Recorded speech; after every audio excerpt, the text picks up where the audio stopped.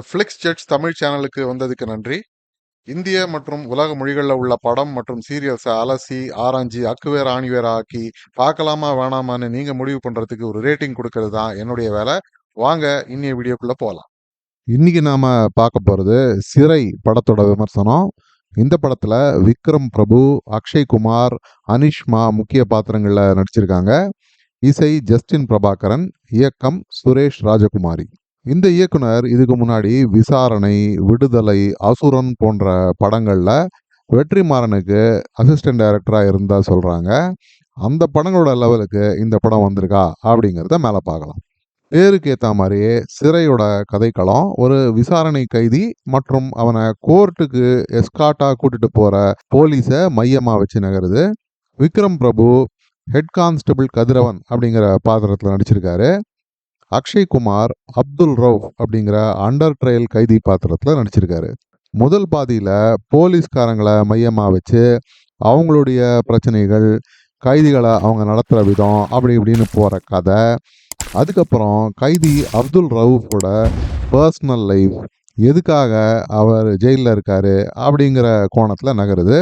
கூடவே ஜாமீன் எடுக்க ஆளோ பணமோ இல்லாம தண்டனை காலத்தையும் தாண்டி வெறும் அண்டர் ட்ரையல் கைதியாவே ஜெயில காலங்கழிக்கிற ஆயிரக்கணக்கான கைதிகளோட அவல நிலைமையும், நம்ம போலீஸு கோர்ட்டோட மனிதத்தன்மையே இல்லாத சிஸ்டத்தையும் ரொம்பவே நிதர்சனமா காட்டுது இந்த படம்.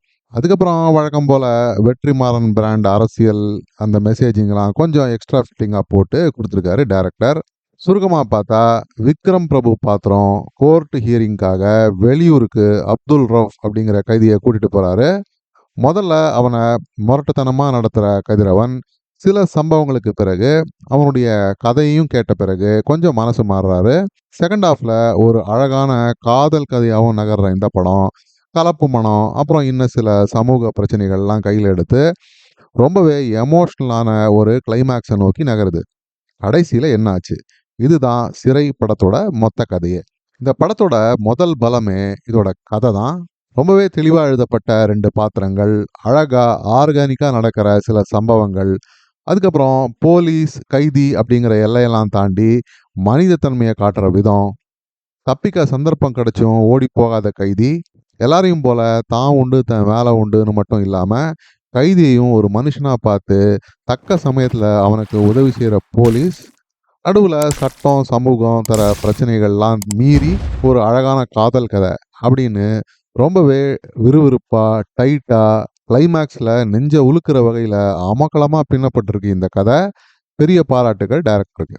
அடுத்த பலம் ரொம்பவே ரியலிஸ்டிக்கான பாத்திரங்கள், சம்பவங்கள். வர பாத்திரங்கள் எல்லாருமே ஏழை மற்றும் லோயர் மிடில் கிளாஸ் பாத்திரங்கள் தான். ஹீரோ, அவருடைய மனைவி, அப்புறம் எல்லா பாத்திரங்களுமே ரொம்பவே அன்கிளாமரஸான ஒரு கெட்டப்போட தான் வராங்க. எல்லாரோட காஸ்டியூமு, செட்ஸு, லொக்கேஷன் எல்லாமே ரொம்ப தத்ரூபமாக உண்மைக்கு ரொம்ப நெருக்கமாகவே இருக்கிறதுனால கதை மற்றும் காட்சிகளோட இம்பேக்ட் ரொம்பவே அதிகமாக இருக்குது. கைதியோட காதல் கதையும் ரொம்ப அழகாக சிம்பிளாக ஆனால் நெஞ்சை தொடர வகையில் இருக்குது. இவங்க எப்படியாவது ஒன்றா சேர்ந்துட மாட்டாங்களா அப்படின்னு நம்ம எதிர்பார்க்க வைக்குது இந்த கதை. பாராட்டுக்கள். அடுத்த பெரிய ஸ்ட்ரென்த்னு பார்த்தா அது நடிப்பு தான்.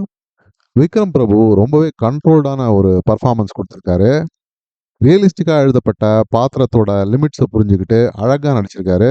கைதியாக வர அக்ஷய் குமார் மற்றும் அவருடைய காதலி வேடத்தில் வர அனிஷ்மாவும் நல்லாவே பர்ஃபார்ம் பண்ணியிருக்காங்க. ஓவராலாக எல்லார்கிட்டேருந்தும் ஒரு நல்ல பர்ஃபார்மன்ஸை இந்த படத்தில் பார்க்க முடியுது. பிஜிஎம், பாடல்கள் எல்லாமே கேட்கறதுக்கு நல்லா இருந்தது. தவிர சினிமாட்டோகிராஃபி, வர 1-2 ஸ்டண்ட் காட்சிகளும் நல்லாவே படமாக்கப்பட்டிருக்கு. எல்லாத்தையும் விட எனக்கு ரொம்ப பிடிச்சது படத்தோட கிளைமேக்ஸ் தான். அஃப்கோர்ஸ் அது வரைக்கும் அந்த கோர்ட்டு கேஸு, காதல் ட்ராக்குன்னு டைரக்டர் கொடுக்குற பில்டப் எல்லாம் வச்சு நமக்கு வயத்தில் புளியை கரைக்க ஆரம்பிச்சிடும். என்னவோ நடக்க போகுது அப்படின்னு மட்டும் நமக்கு தெளிவாக தெரியும். சமீப காலங்களில் ரொம்பவே இன்வால்வ் ஆகி பார்த்த கிளைமேக்ஸில் ஒன்று இது. சரி, அப்போ இந்த படத்தை பார்க்கலாமா வேணாமா அப்படின்னா கண்டிப்பாக எல்லாரும் குடும்பத்தோடையே போய் பாருங்கள்.